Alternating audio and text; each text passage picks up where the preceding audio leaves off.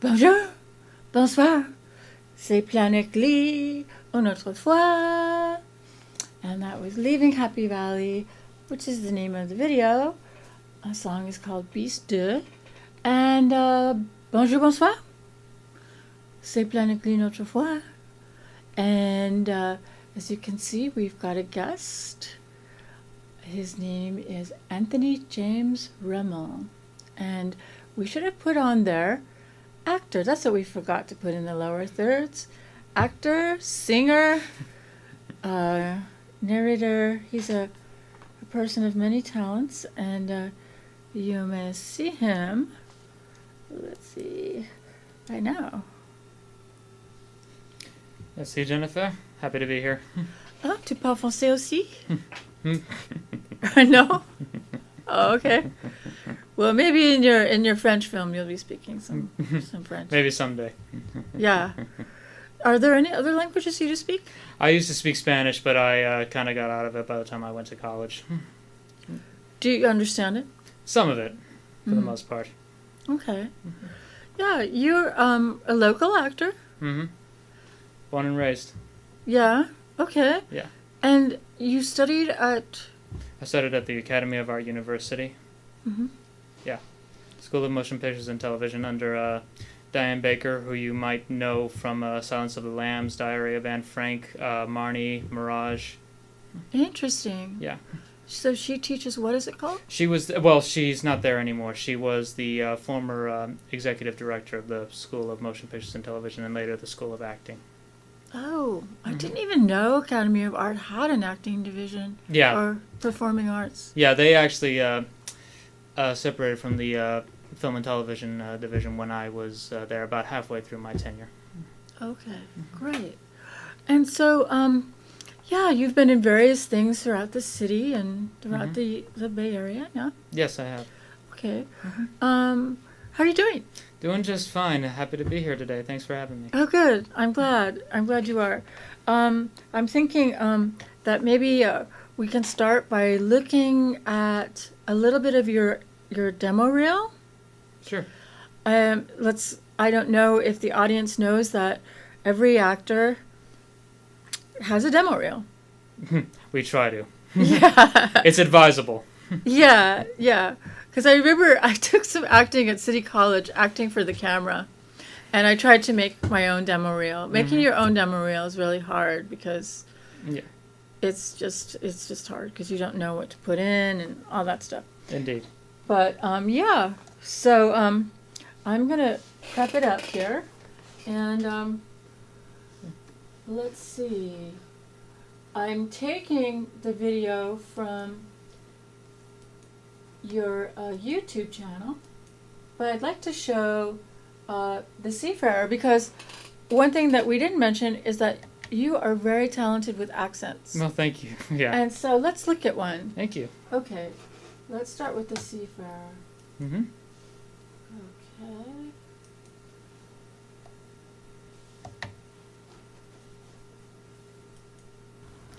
Because of what you did. And what you didn't do. That's where I am too, Sharky. When you see me here in this man's clothes, that's where I really am. Out on that sea. You'd have loved having Sharky. It's unbelievable. Everyone feels peaceful. Everyone feels at such peace. Simply to exist there is to know an exquisite trance-like bliss, because your mind is at one with the infinite. At a certain point each day, music plays. It seems to emanate from the very sun itself. Not so much a tune as a heartbreakingly beautiful vibration and the sunlight shining down on and through all the souls. So moving you wonder how you could ever have doubted anything as you think back on this painful life, which is just a sad, distant memory. Time just slips away in heaven, Sharky. Not for you. No. You're about to find out that time is much more measureless and bigger and blacker and so much more ballast than you could ever have thought possible with your puny, broken mind. So, yeah, that's a British Isles accent. Which one? Which? That's I went for a Northern Irish accent for that one. It's an Irish accent. It's not heavy on Belfast for me, but it's good. It's very good. Thank you. Yeah, I saw a casting call for a St. Patrick's Day cabaret here in the Bay Area, and I knew I just had to be in it to show off my skill with that. Yeah, and how did you pick it up? How did you watch it? Took a really, really long time because I've decided I wanted to cover as many accents as I possibly can, and that's one of the trickiest ones. So I just listened very carefully to actors and just even regular people from around that area. Listen to how they pronounce certain vowels and what consonants they tend to emphasize a bit. And it took me a while to get it down, but eventually I did. And I actually did that same monologue for a San Francisco theater sort of monologue contest. Cool. I didn't win, but still, it was nice being able to show them what I can do. Who put on the contest? I mean, I'm just curious. The Theater Bay Area. Oh, Theater Bay Area. Okay. Yeah. All right. Mm-hmm. A little something for us actors to do during lockdown. Oh, got it. Mm-hmm. So it was a 2020 thing. Mm-hmm. Oh, okay. Yeah. And in 2020, did you also do the Hiraeth? Hiraeth, yes, we did, and we actually started just in the months before the lockdown, and then we had to put the show on hold for a very, very long time, until finally, I think in around September, I believe it was, we finally got to doing it again, with COVID precautions in place. Good. Okay, so that was done with a local filmmaker, Mr. Amir Jaffer, who has been a Planet Glee guest a couple times. So, if you want to set the stage for it, we'll take it up. Oh no, sorry, that's not it. It's this one. Okay. Do you want to give us a little intro into it, or do you want us to just look at it? Yeah, absolutely. So basically what my character's been going through as the episodes have gone on is he's hearing voices in his head. And at this point, we don't exactly know where they come from. But they seem to be like almost like a psychic ability of his. He can read people's thoughts. And so in this scene, I've come across a woman in the park I ran into a few episodes ago. Interesting. Okay, so you're playing someone who has some interesting powers that... All right, well, let's have a look at it. Okay, let's see.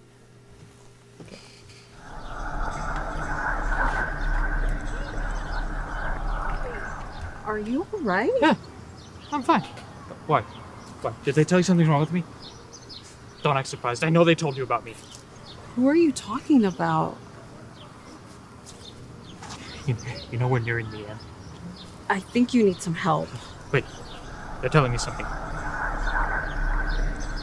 Your baby. You having a baby? How do you know? Who told you? I told you it's them! Were you thinking about killing it? You were. Get away from me. Don't kill that baby, you hear me? Get away from me. Get away from me or I'll call the cops.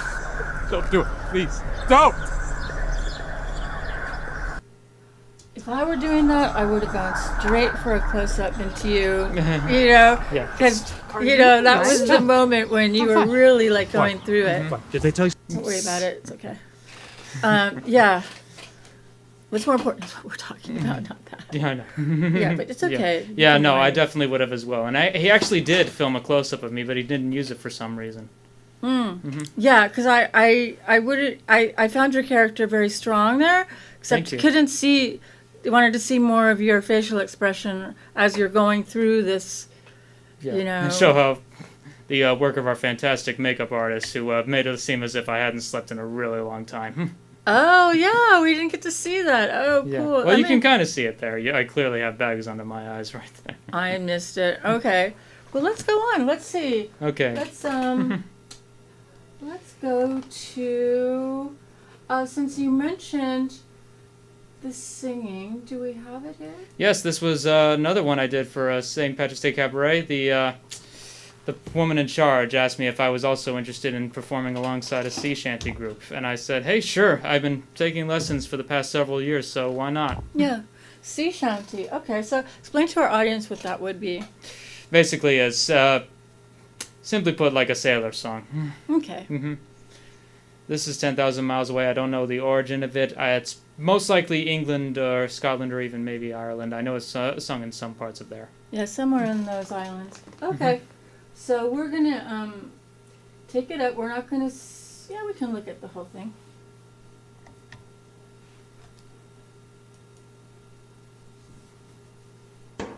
It's all for a brave and gallant ship and a fair and favoring breeze, with a bully crew and a captain too to carry me over the seas. To carry me over the seas, me lads, to my true love far away. For I'm taking a trip on a government ship 10,000 miles away.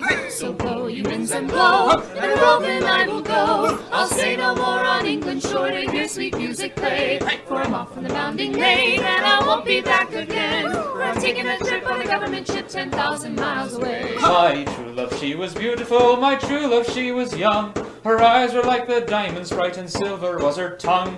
And silver was her tongue, me lads, as the big ship left the bay. And she said, will you remember me 10,000 miles away? So blow, ye winds, and blow, and a roving I will go. I'll stay no more on England's shore to hear sweet music play. For I'm off on the bounding main, and I won't be back again. For I'm taking a trip on a government ship 10,000 miles away. Now dark and dismal was the day when last I saw my Meg. She'd a government band around each hand and another one round her leg. Oh, another one round her leg, me lads, as the big ship left sailed away. And I said that I'd be true to her 10,000 miles away.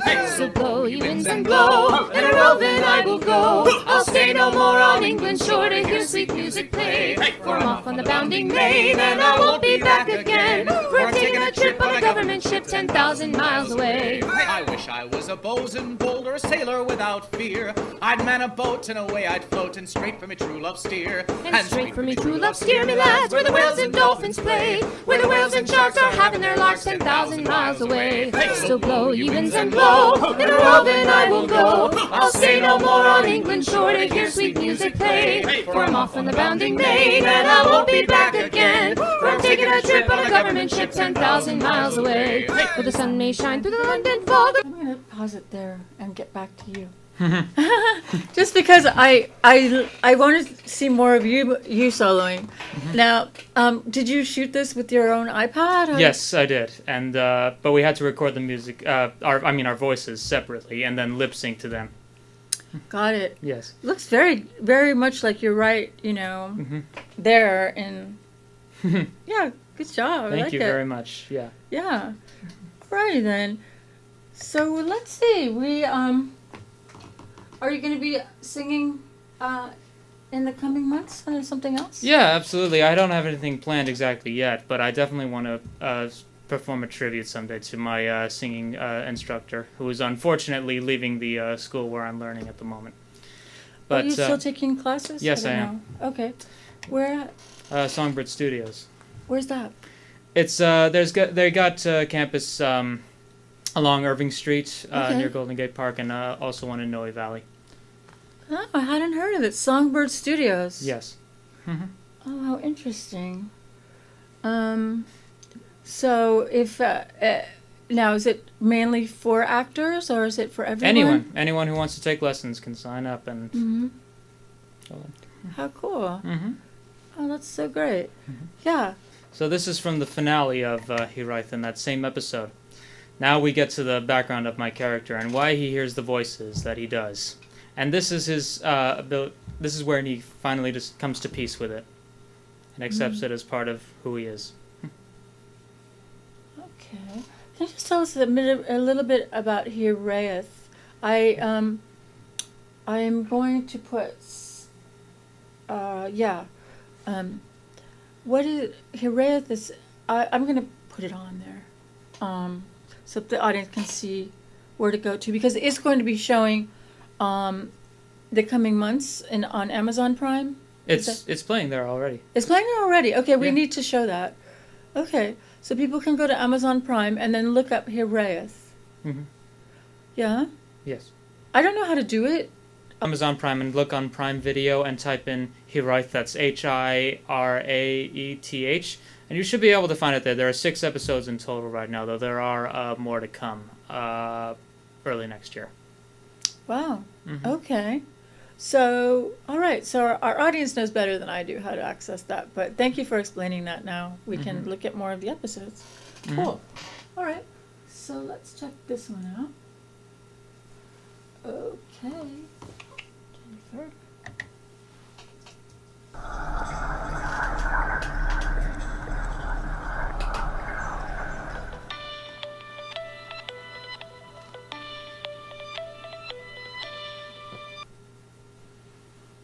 Hello?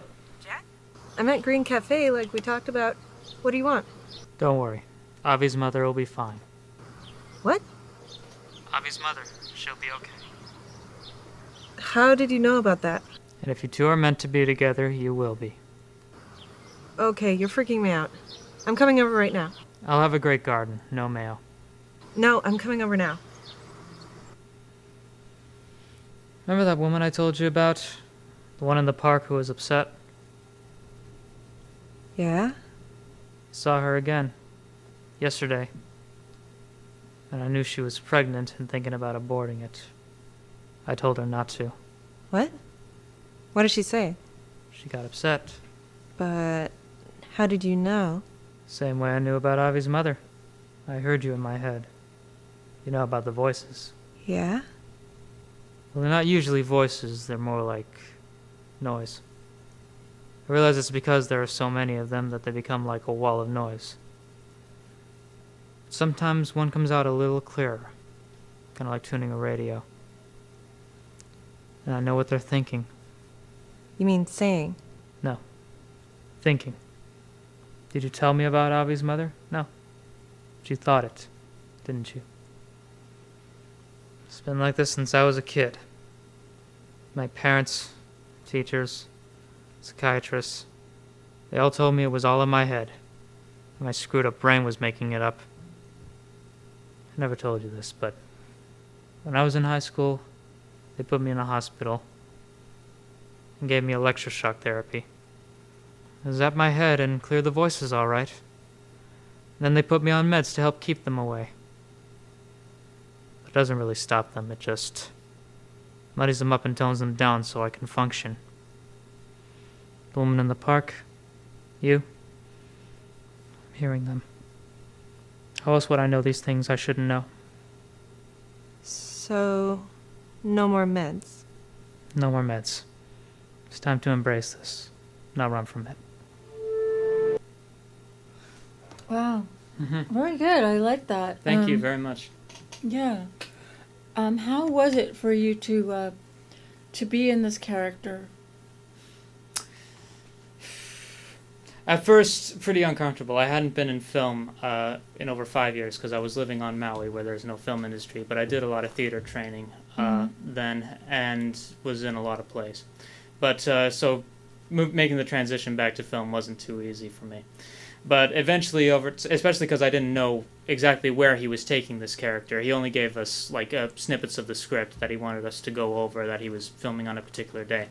So finally, when everything came full circle and that scene was being filmed, I finally understood everything and I knew exactly how I wanted to portray it. I based it off of a monologue that Robert Shaw performed in the film adaptation of Harold Pinter's The Caretaker, where he Pinter, great. Love Pinter. Where he goes through a similar ordeal. Oh, how interesting. So, had you done Pinter in school? No, but I studied a lot of, and a lot of the other big playwrights: Arthur Miller, Tennessee Williams, Sam Shepard, David Mamet. August Wilson. He was one I never really read. Yeah, but he's like he's one of the biggies. I think of him, and then I think of Pinter. But Pinter was British, but August Wilson was African American from the South. But yeah, I mean, I took an acting class at City, and the instructor was a Pinter fanatic, and we did Pinter. I love Pinter. It's great. It's really good. So you brought something even more to the scene that I think is like,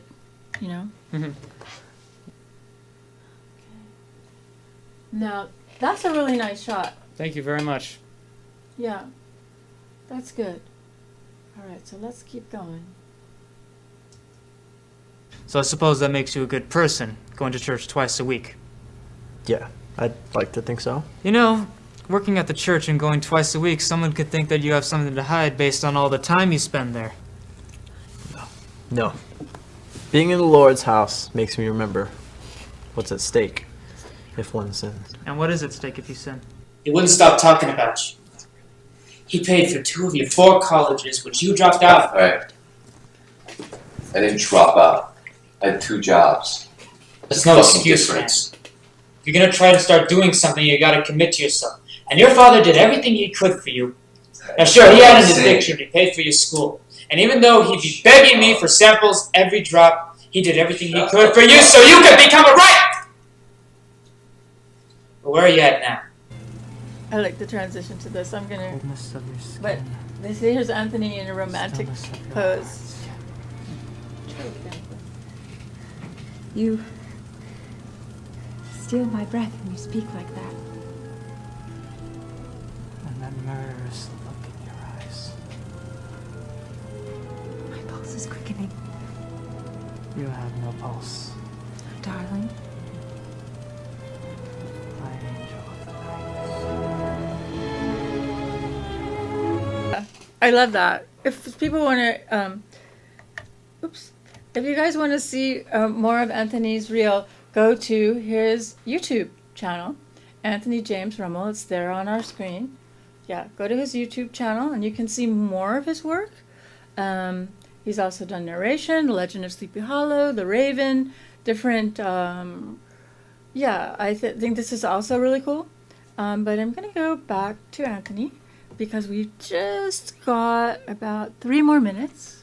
Okay. To talk about what you're doing in the future. In the future, I'm doing a follow-up to The Legend of Sleepy Hollow vid. I'll be doing Rip Van Winkle at the request of a big Washington Irving fan who really liked the video that illustrator Chanel Hunt and I put together. Cool. So, so our audience can go to your YouTube channel and look at your Legend of Sleepy Hollow narration, which is very outstanding. We don't have time for it today because I want to talk. We've got 2 more minutes. I want to talk a little bit more about what we're doing in the future. Yeah. So also in the future, you can look forward to a biopic on the Wiggles. Oh, cool.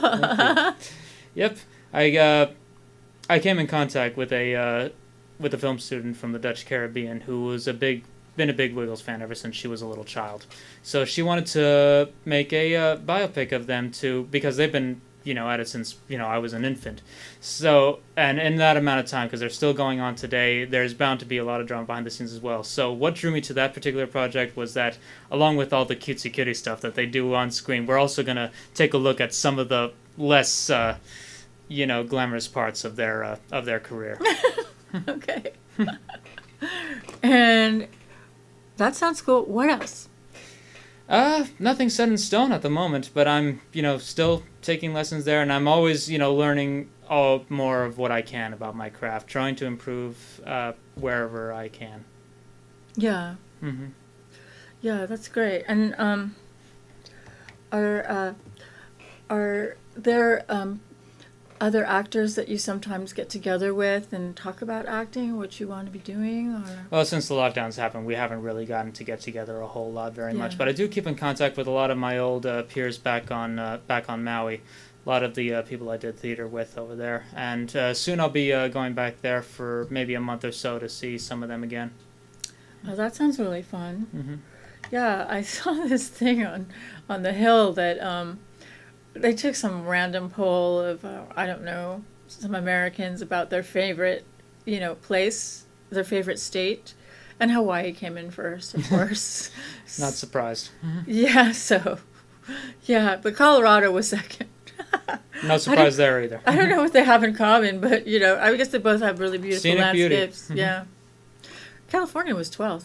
But anyway, so in Hawaii, I'm curious, because our audience might want to also know, what kind of theater were you doing there?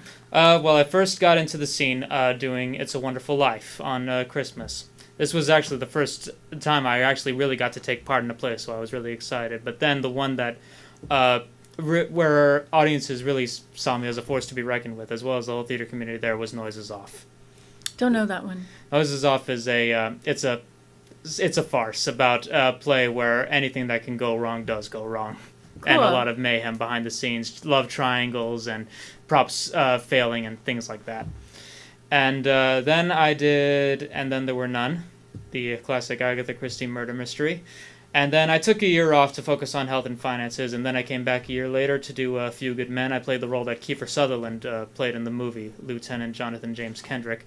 And my last one there was, appropriately enough, another Christmas one, My Three Angels, which was adapted into a movie with Humphrey Bogart, Aldo Ray, and Peter Ustinov.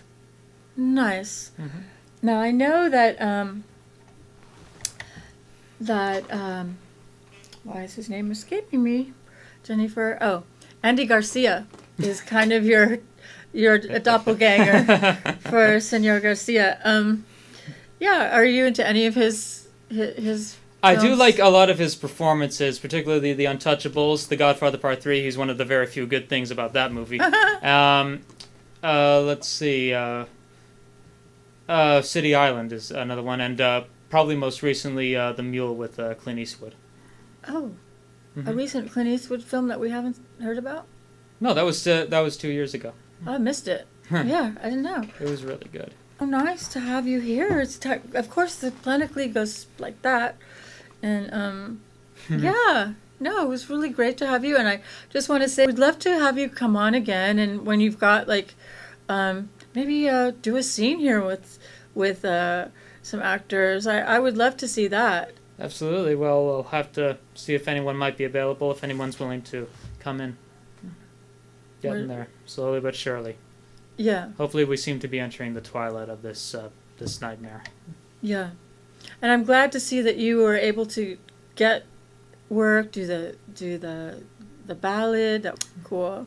Well, thank you, Anthony. Is there anything you want to say to the Planet Glee audience? Just thank you for tuning in. I hope you can all... Thank you for tuning in. I hope you can all tune into my YouTube channel, tune into Hiraith, give them the love and support they deserve. Thank you, Anthony. Thank you. We're going to say goodbye for now from Planet Glee. Okay. Thank you very much. Good afternoon. Bye-bye. Au revoir.